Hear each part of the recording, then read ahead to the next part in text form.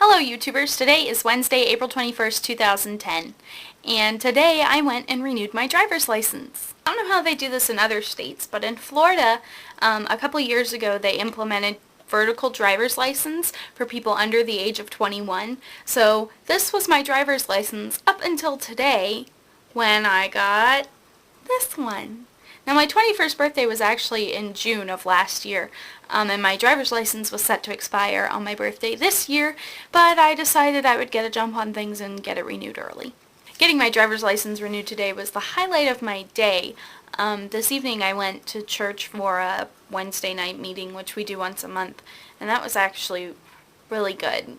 I really enjoyed the time of worship. I sang, and then the message that Darren brought us tonight on evangelism was it was really good. It was something that I think I needed to hear.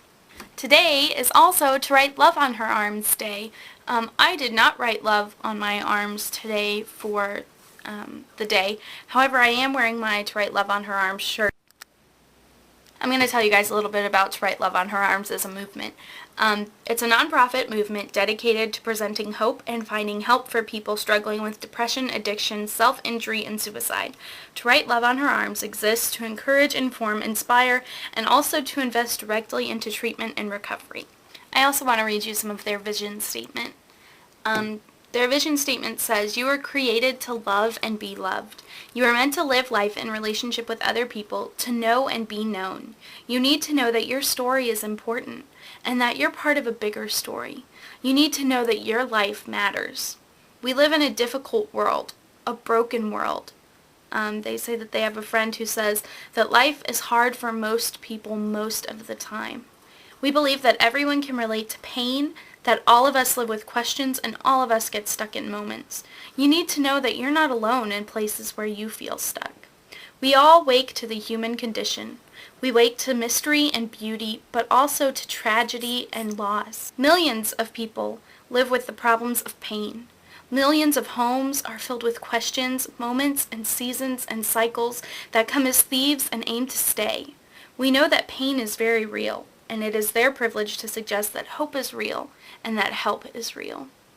You need to know that rescue is possible, that freedom is possible, that God is still in the business of redemption.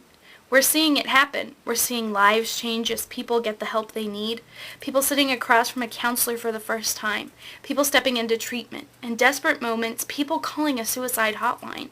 We know that the first step to recovery is the hardest to take. We want to say here that it's worth it and that your life is worth fighting for, that it's possible to change. Beyond treatment, we believe that community is essential, that people need other people, that we were never meant to do life alone. The vision is that community and hope and help would replace secrets and silence. The vision is people putting down guns and blades and bottles. The vision is that we can reduce the suicide rate in America and around the world. The vision is that we would learn what it means to love our friends and that we would love ourselves enough to get the help we need. The vision is better endings. The vision is restoration of broken families and broken relationships. The vision is people finding life, finding freedom, finding love. The vision is graduation, a Super Bowl, a wedding, a child, a sunrise. The vision is people becoming incredible parents, people breaking cycles, making changes. The vision is the possibility that your best days are ahead. The vision is the possibility that we're more loved than we'll ever know. The vision is hope, and hope is real. You are not alone, and this is not the end of your story. So that's some of their mission statement. If you don't know about To Write Love on Her Arms, I'm going to put a link to their website in the underbar, and I would encourage you to check it out, to read about how the organization itself started, because they actually started as sort of a makeshift treatment center for a friend. The guys who started it had a friend who had a very troubled past, and no rehab center would take her and try and get her help. So they decided that they would do it themselves, and since then, they've really been working hard to try and help people know that rescue is possible. That's what their shirts say. As you can tell, it's something that definitely means a lot to me. I had considered becoming a psychology major because there are so many people out there who are hurting, who really need help, and these people at To Write Love on Her Arms are bringing them the help that they need. if you or someone you know is hurting or being hurt by other people, if you know that there's addictions going on and thoughts of suicide or self-injury, you owe it to them to check out this website and to help them help themselves. Today's VEDA video is a little more sobering and a little less silly, but I think it was appropriate for today, especially since, like I said, I know people who struggle with depression, who struggle with addictions, who struggle with thoughts of suicide, and for the most part, I believe they're getting help, but I have a feeling there are many more that I don't know about. So this website is an excellent tool. Like I said, I'm going to put the link to it in the underbar for you all.